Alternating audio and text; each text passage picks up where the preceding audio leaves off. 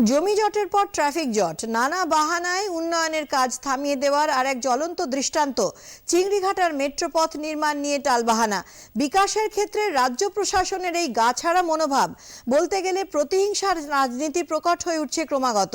বিষয়টি নিয়ে সম্প্রতি পশ্চিমবঙ্গ সফরে আসা কেন্দ্রীয় স্বরাষ্ট্রমন্ত্রী তথা বিজেপি নেতা অমিত শাহ ক্ষোভ প্রকাশ করেছেন।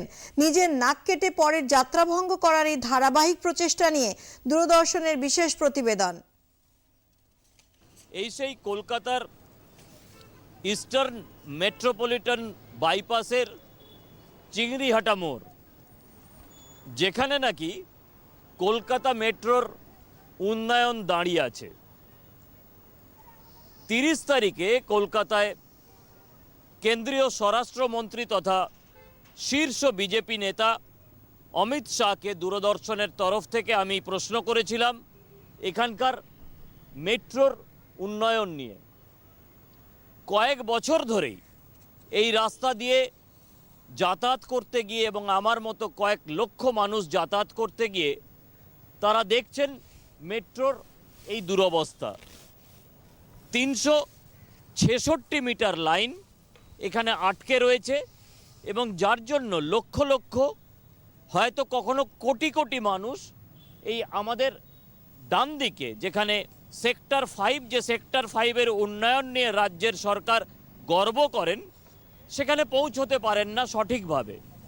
সন্ধ্যাবেলায় এই রাস্তায় কাতারে কাতারে গাড়ি আটকে থাকে, অফিস টাইমে কাতারে কাতারে গাড়ি আটকে থাকে।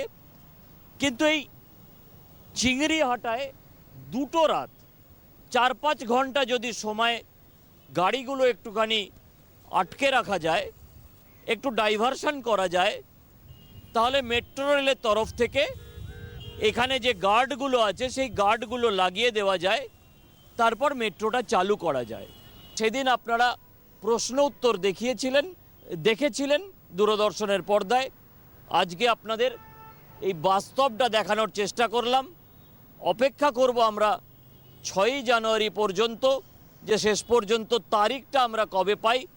আদালতের নির্দেশ রয়েছে এবং অপেক্ষা করব 15ই ফেব্রুয়ারি পর্যন্ত যে এটা হয় কি না এবং কবে সেক্টর 5 পর্যন্ত অথবা দক্ষিণের গড়িয়া থেকে উত্তরের এয়ারপোর্ট পর্যন্ত শেষ পর্যন্ত মেট্রোটা চালু হয় কি না।